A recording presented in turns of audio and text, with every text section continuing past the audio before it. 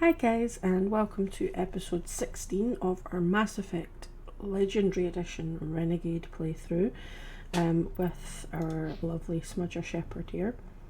So in the last episode we rescued Liara from Therum and she is now on the ship. So what we're going to do today is we're going to go and speak to our squad because we've just done a main mission, so they should have some new chat going on. And then we might clear a few of the side missions that we picked up on the Citadel. Before we move on to like Novaria or Feros.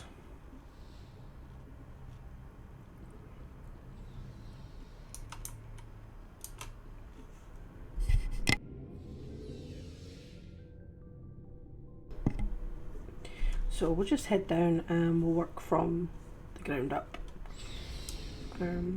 And see how everybody's doing. So we'll start with Tally today. Hi Tally. Your ship's amazing, Shepard. I've never seen a drive core like this before. I can't believe you were able to fit it into a ship this small. I'm starting to understand why you humans have been so successful. I had no idea Alliance vessels were so advanced. I don't like the idea of aliens studying the architecture of Alliance ships. We're on the same side here. My people have more reason to hate the Geth than anyone, remember? But you can't blame me for being a little excited. I never dreamed I'd get a chance to travel on a ship as advanced as the Normandy. I had no idea you found ship technology so interesting. It comes with being a Quarian. The migrant fleet is the key to the survival of my people. Ships are our most valuable resource. But we don't have anything like this. We make do with cast-offs and second-hand equipment. We just try to keep them running for as long as we can. Some of the fleet's larger vessels date all the way back to our original flight from the Geth. I can't believe your fleet's still using ships that are 3 centuries old. They're constantly being repaired, modified, and refitted. They aren't pretty, but they work. Mostly. We've tried to make ourselves as independent as possible on the flotilla, grow our own food, mine, and process our own fuel. But some things we just can't make on our own. A patch to maintain the hull integrity requires raw materials we just don't have. That's why our pilgrimages are so important. I should go. See you later. It's just so awkward, like you're in the middle of a conversation and then all of a sudden she just goes, I should go. I feel so bad being horrible to Tally. Renegade Shepherd's kinda spacist. Command. Nice work. I knew working with the Spectre would be better than life at CSAC. Have you worked with the Spectre before? Well, no, but I know what they're like. Spectres make their own rules. You're free to handle things your own way. At CSEC, you're buried by rules. The damn bureaucrats are always on your back. Being a Spectre does have its advantages. Exactly my point. If I'm trying to take down a suspect, it shouldn't matter how I do it, as long as I do it. But CSEC wants it done their way. Protocol and procedure come first. That's why I left. So you just quit because you didn't like the way they do things. There's more to it than that. It didn't start out bad, but as I rose in ranks, I got saddled with more and more red tape. CSEC's handling of Saren was typical. I just couldn't take it anymore. I hate that. You did the right thing. Life's too short to sit around waiting for things to happen. Yeah, you're probably right. Either way, I plan to make the most of this. And without CSEC headquarters looking over my shoulder, then maybe I can get the job done my way for a change. As long as you do your job well, you're free to go about your business as you see fit. Thank you, Commander. Okay, so see, with Garrus, it doesn't seem mean because we kinda like are agreeing with him a lot, but with Tally, it was just so mean. Hi Rex. Shepard, what can I do for you? What's your story, Rex? There's no story. Go ask the Quarian if you want stories. Don't be an ass. Krogans live for centuries. Don't tell me you haven't had a few interesting adventures. Well, there was this one time the Turians almost wiped out our entire race. That was fun. Yeah, they tried the same with us, but we fought them off. It's not the same. Seems similar enough to me. So your people were infected with a genetic mutation? An infection that makes only a few in 1,000 children survive birth? And I suppose it's destroying your entire species? You're still here. Can't be all that bad. I don't expect you to understand, but don't compare humanity's fate with the Krogan. Sorry, Rex. I wasn't trying to get you upset. Your ignorance doesn't upset me, Shepard. As for the Krogan, I gave up on them long ago. The genophage infected us, but it's not what's killing us. So long, Rex. Shepard. Yeah. Genophage isn't a big deal. Who cares? What's your opinion of the last mission? Not sure I buy Dr. Tassoni's story about her and her mom not talking. They're family, right? I'm not sure I believe it either. It's better to have her where we can see her. That makes sense. Too bad those ruins got destroyed. I mean, they lasted thousands of years. That's impressive. Do you have a few minutes to talk? One-on-one? Sure. I was hoping to get a minute of your time off the record. Is this duty-related, Chief? No, ma'am. Well, maybe. I know things are different aboard the Normandy, but I'm concerned about the aliens, Vicarian and Rex. With all due respect, Commander, should they have full access to the ship? You don't trust their motives because they're not human. This is the most advanced ship in the Alliance Navy. I don't think we should give them free rein to poke around the vital systems. Engines, sensors, weapons.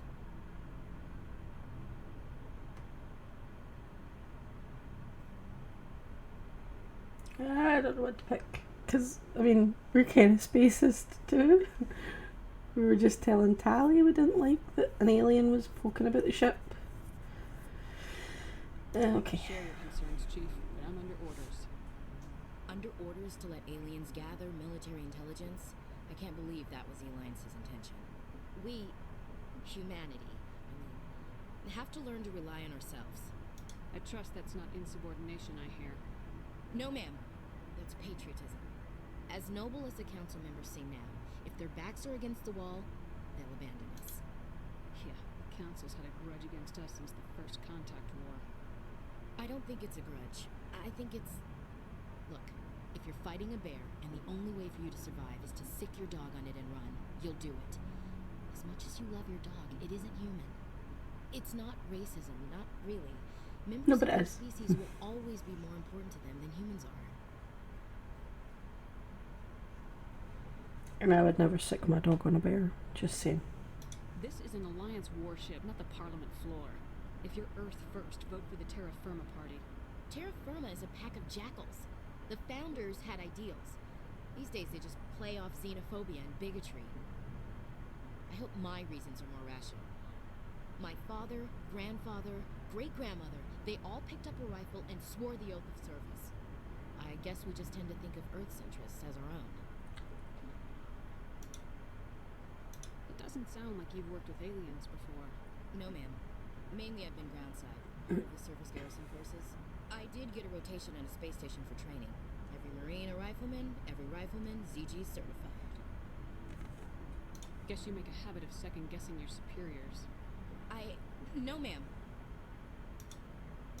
I never knew my family. Grew up an orphan on Earth. Anybody in your family I'd have heard of? Couldn't say, Commander. So why are you out here? Just trying to get away from Earth?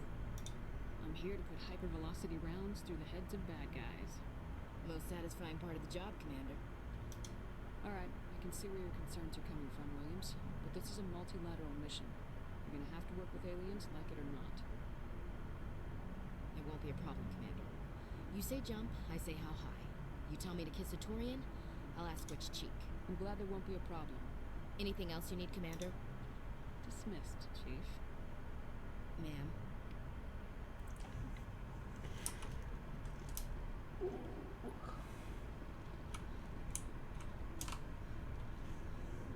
I couldn't tell her to shut up. I don't like Ashley, but that's just... Don't tell kill anybody, Shep. Except my husband. A lot. Caden.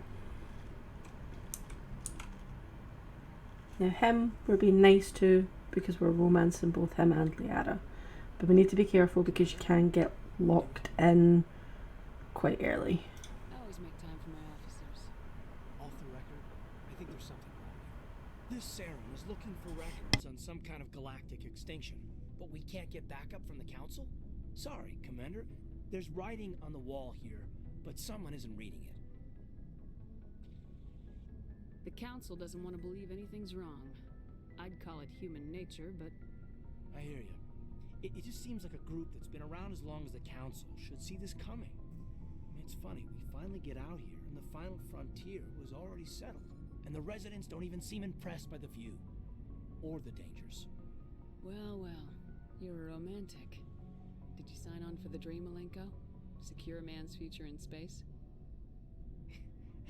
Yeah, I read a lot of those books when I was a kid, where the hero goes to space to prove himself worthy of a woman he loves, or, you know, for justice. Maybe I was a romantic in the beginning, but I thought about it after brain camp. Biotic acclimation and temperance training. I'm not looking for the dream. I just want to do some good. See what's out here. Sorry if I got too informal. Protocol wasn't a big focus back in Bot. Tell me about it. Biotic acclimation and temperance didn't last past the airlock. To the kids they hauled in, it was brain camp. Sorry, hauled in is unkind. We were encouraged to commit to an evaluation of our abilities so an understanding of biotics could be compiled. There are worse results of accidental exposure to element 0 in the womb. Beats the brain tumors some kids grew up with. Is there some question about how you were exposed? My mother was downwind of a transport crash. It was before there were human biotics, a little after the discovery of the Martian ruins. It only gets iffy around 63 when kinetics was running out of first-gen subjects. Until then, they'd relied on accidentals.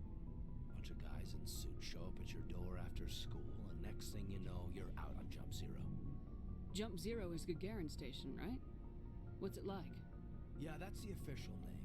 Biggest and farthest facility we had for decades. Right on the termination shock, the outer edge of the solar system.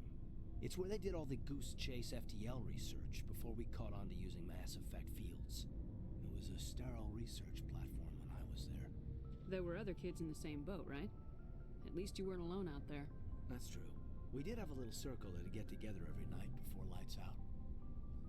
We didn't have much to do, though. It was a research platform then, and kinetics kept Jump Zero off the extranet to prevent leaks. Then you must have had plenty of time to get to know each other. Yeah, we'd sit around and bull every night after dinner, play cards or network games. There was this girl named Rana, who had a little circle grow up around her. She was from Turkey. Her family was very rich. But she was smart and charming as hell. Beautiful, but not stuck up about it. Like you, I guess. Yeah. Sounds like she was special to you. She was. I guess she felt the same. But things never felt together. Training, you know. You know of any intentional exposures for certain? No one knows. Doesn't mean they didn't happen. As big as the exposures were, it was hard to track down accidentals. It was different. No one knew the potential, so there wasn't a lot of regulation. Anything kinetics did was gold. I'm not saying they intentionally detonated drives over our outposts, but in retrospect, they were damn quick on the scene. Jump Zero's a long way from home. What was it like? The grand gateway to humanity looks a lot better than this. Anyway, this was supposed to be a casual debrief, not a bull session about stuff that happened years ago. We have to depend on each other in combat. I like knowing what kind of man I have at my back. I understand, man. I won't let you down. You, make a habit of getting this personal with everyone? No, I don't. We'll talk again later. I'll need some time to process that. But, yeah, I'd like that.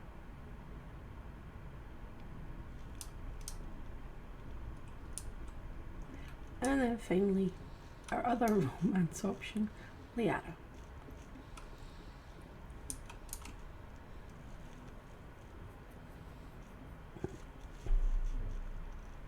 Commander, are you coming to check up on me? You look much better. How are you feeling? Dr. Chakwas assures me I am going to be fine. I was impressed with her knowledge of Asari physiology. You're in good hands. Dr. Chakwas knows what she's doing. I never properly thanked you for saving me from the Geth, Commander. If you hadn't shown up... I'm just glad we got there in time. So am I. I know you took a chance bringing me aboard this ship. I have seen the way your crew looks at me. They do not trust me. But I am not like Benezia. I will do whatever I can to help you stop Saren. I promise. Don't worry, Liara. I trust you. I know you won't let me down. It means a lot to hear you say that, Commander. Thank you. Do you know why Benezia joined up with Saren? I don't understand it. She was always outspoken about the need for the Asari to become more involved in shaping galactic events. Maybe she thought allying herself with Saren would somehow be for the greater good in the long run. At least I hope so. This hurts you, doesn't it? None of this makes any sense to me. I have not spoken to Benezia in many years, but I know her. And this was not like her. Something changed. I'd like to know more about the Asari. We were the first species to discover the Citadel. We were instrumental in forming the Council, and we always strive to be the voice of peaceful cooperation in galactic disputes. My people believe we are all part of a single galactic community. Each species contributes something to the greater whole. Although we seek to understand other species, it seems few of them seek to understand us. The galaxy is filled with rumors and misinformation about my people. Like what?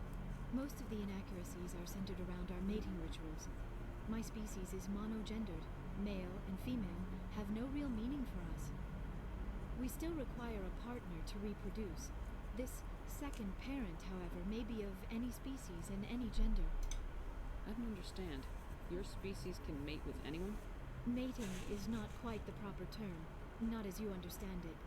Physical contact may or may not be involved, but it is not an essential element of the union. The true connection is mental. Our physiology allows us to meld with other beings. We can touch the very depths of their minds. We explore the genetic memory of their species. We share the most basic elements of their individual and racial identities. We then pass these traits on to our daughters. It is how we learn to grow as a species and how we develop a greater understanding of other races. What happens to your partner after the union? Every relationship is different. Some unions are a single encounter with both parents parting ways afterwards. Others can be more long-term. Sometimes an Asari and her partner will stay together for many decades. Do you know who Matriarch Benezia chose as her partner?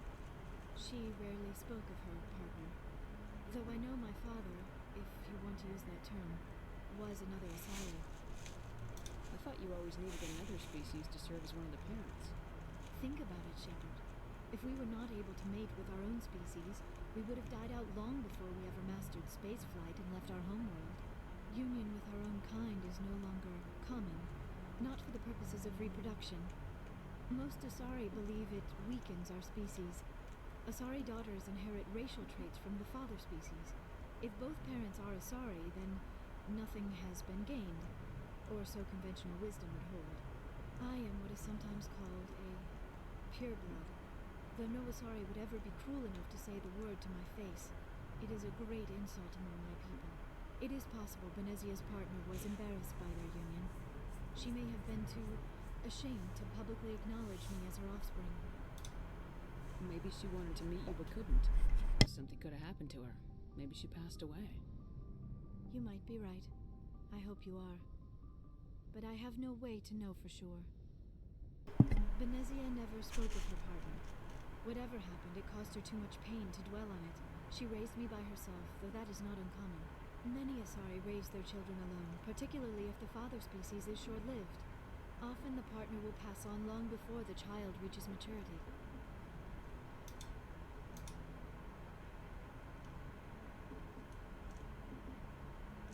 You Asari live for 1,000 years.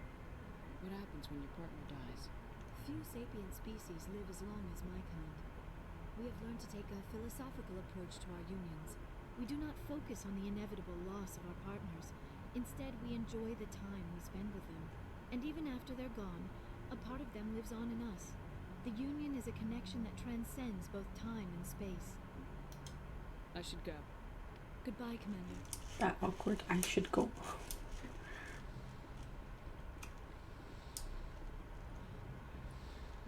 See, the conversations in this one just seem really stilted sometimes. They flow a lot better in like Mass Effect 2 and 3 because you don't control everything Shepard says. So there's more of a kind of backwards and forwards with the other characters. Okay, so let's do a side mission. Probably should have checked what side missions we have. Okay. Journal. So we've got hostage one, hostile takeover, that was the one for that Helena Blake, missing survey team, privateers, missing marines, strange transmission and unusual readings.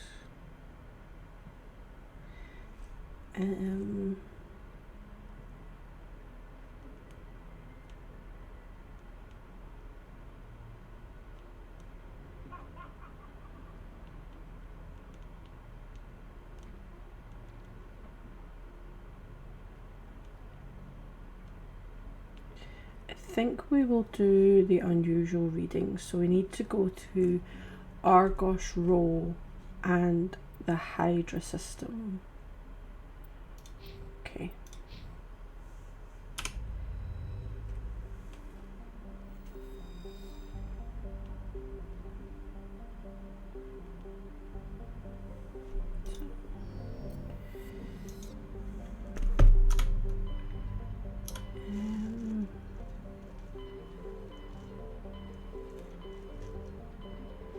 Argos Row, Hydra.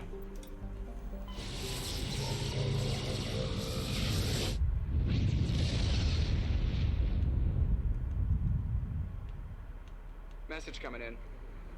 Patching it through. Commander Shepard, my name is Nasana Dantius. I have a job for you. I can't say any more in an unsecured communication. If you're interested in hearing my offer, meet me on the Citadel so we can talk in person. I'll be waiting in the Diplomat's Lounge on the Presidium.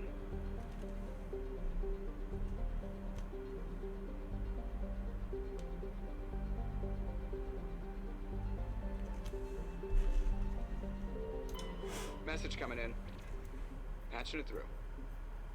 General distress call. The Sacred Angel medical transport. Critical system failure. Losing power. Emergency landing. Argos. Communications failing.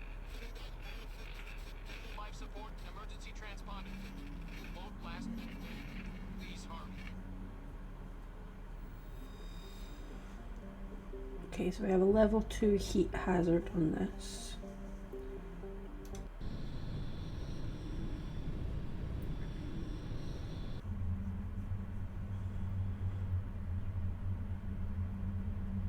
And we'll take Liara and Caden. Oh no, that gives us no combat strength. Maybe we'll take Garrus.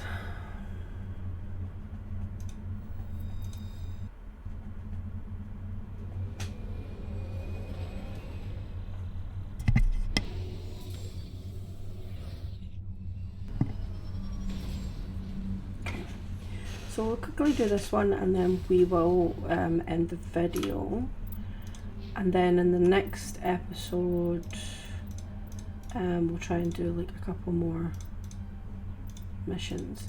I'm not gonna lie, in this one I don't really care about like where I put all this stuff.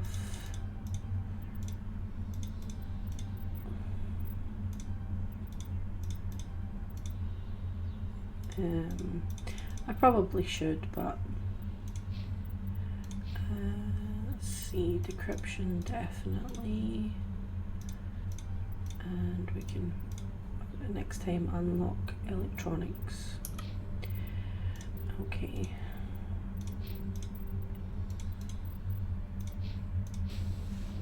So we are going here.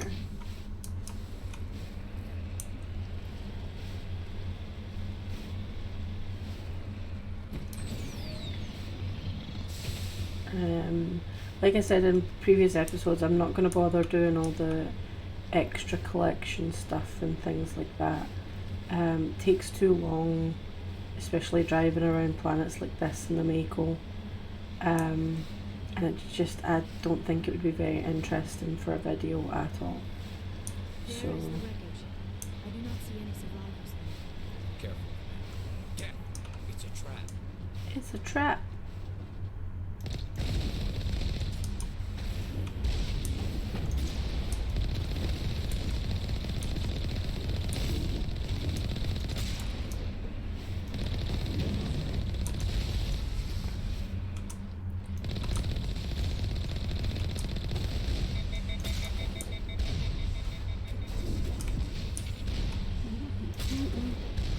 Bum, bum, ba-da, ba-da, bum.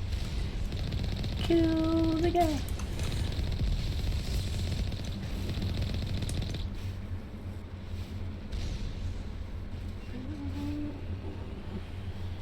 Oh, yeah.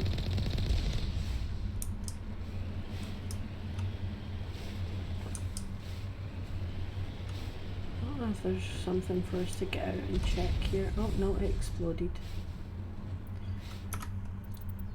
So did that put that into here? Yep. Okay. So that was a nice quick one to end the episode on. So next time what we'll do is we'll clear out a few more of those, and then we can go back to the Citadel and pick up some more side missions, because there are a lot of side missions in Mass Effect 1. There are actually very few main missions. We've done